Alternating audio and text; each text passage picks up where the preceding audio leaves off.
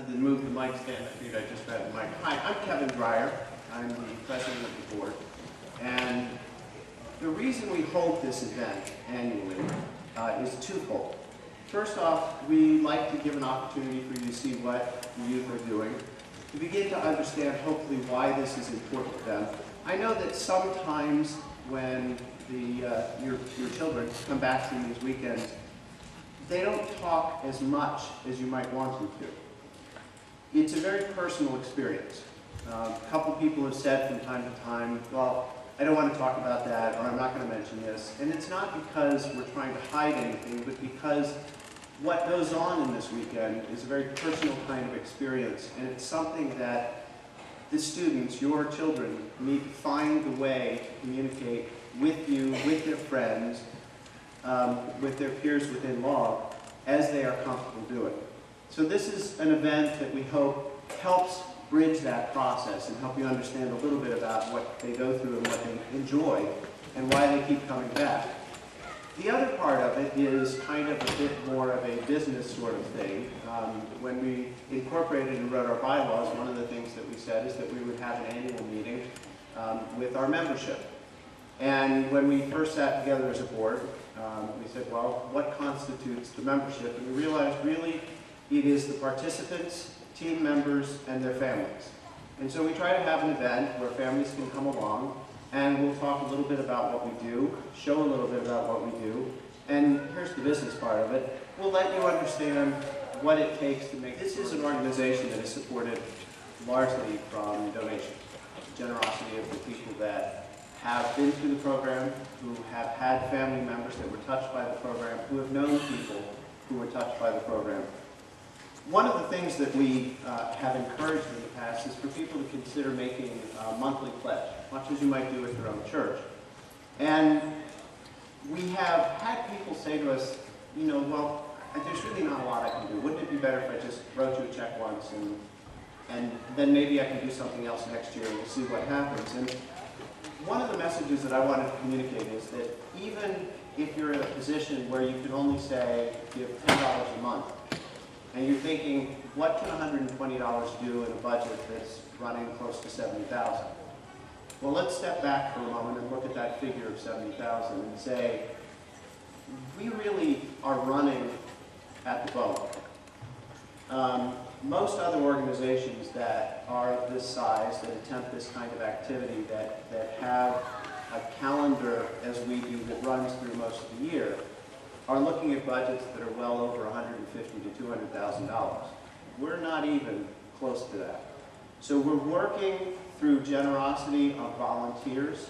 We're working through the support of individuals. We're working with some fairly sizable donations that have come in kind of a sporadic way.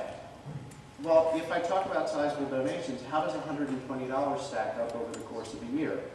Well, for us, it's not just $120.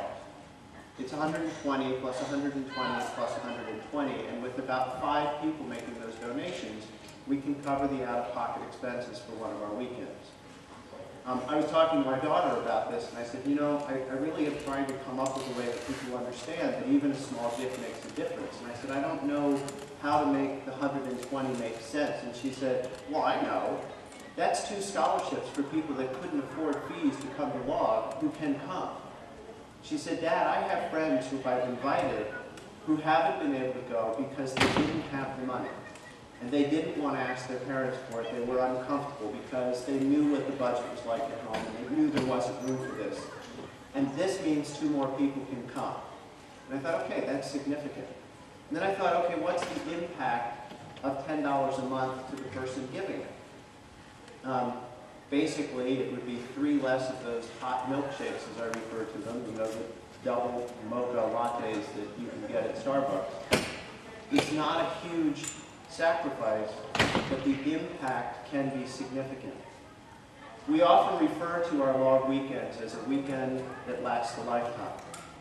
And I think you can see from some of the people that came up here and talked about their participant weekend.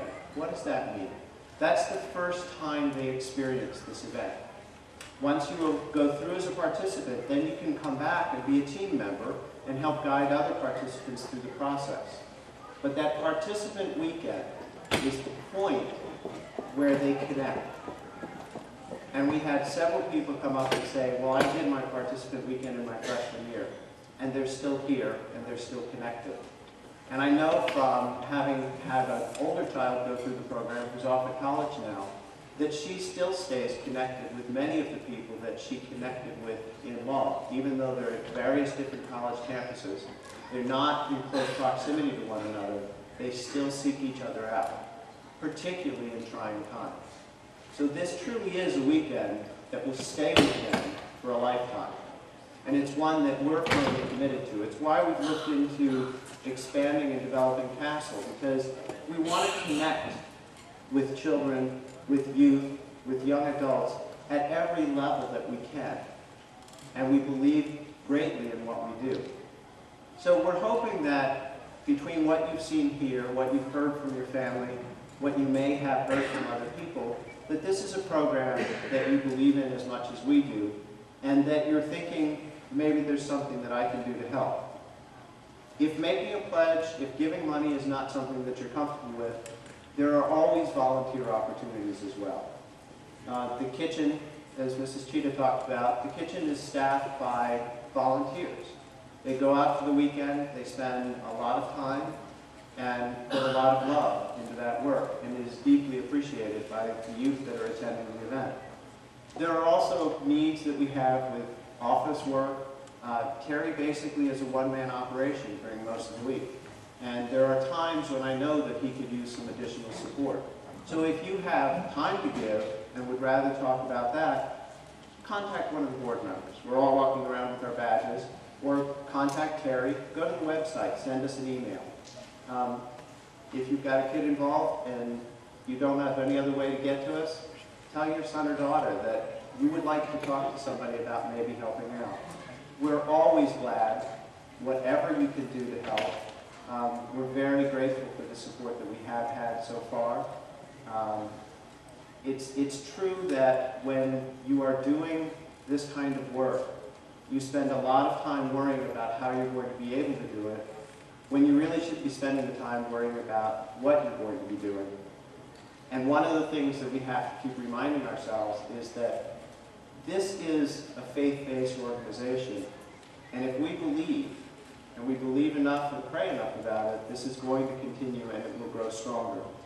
And the evidence of that is really right in front of us, where we've gone from a regular 2 weekends per season to suddenly having more people wanting to be involved, wanting to be part of a weekend, and basically pushing us to expand to 3 different groups, so 3 different weekends this coming March.